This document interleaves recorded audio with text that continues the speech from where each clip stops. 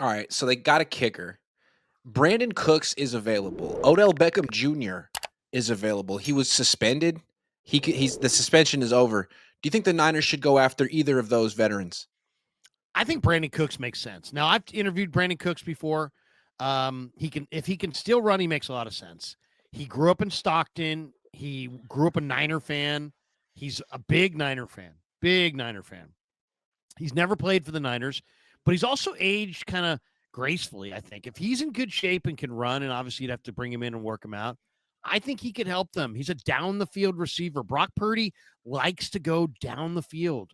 So I would say a down the field receiver like Cooks would be nice. Beckham's more of a possession guy.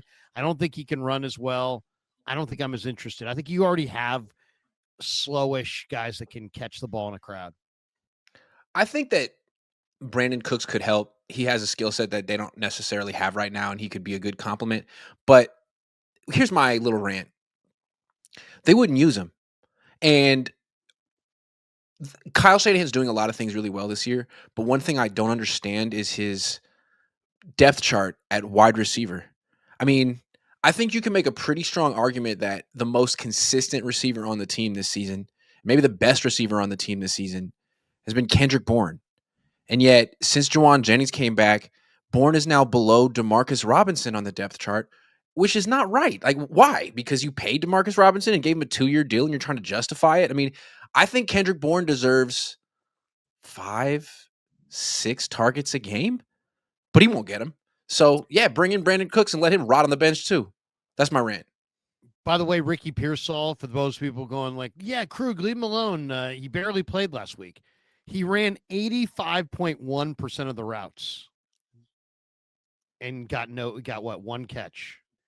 So that was his first game Now, in his back. defense, there was a clip floating around of him sort of getting open in the end zone and Brock Purdy either not seeing him or not being in position to throw it to him, scrambling out of the pocket and getting sacked by Josh Sweat. So it's not that he wasn't getting open; he just didn't get the ball. Yeah. So that means that this week should be a big week for him. So we shall see. He's the one guy that can really run.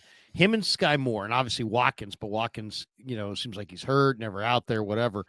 But yeah, between Robinson, Jennings, and Bourne, I mean, Bourne I think made sense when you were going with Mac Jones, but if you're really going with Purdy, which is what they're going with, then I think a better fit would be Cooks.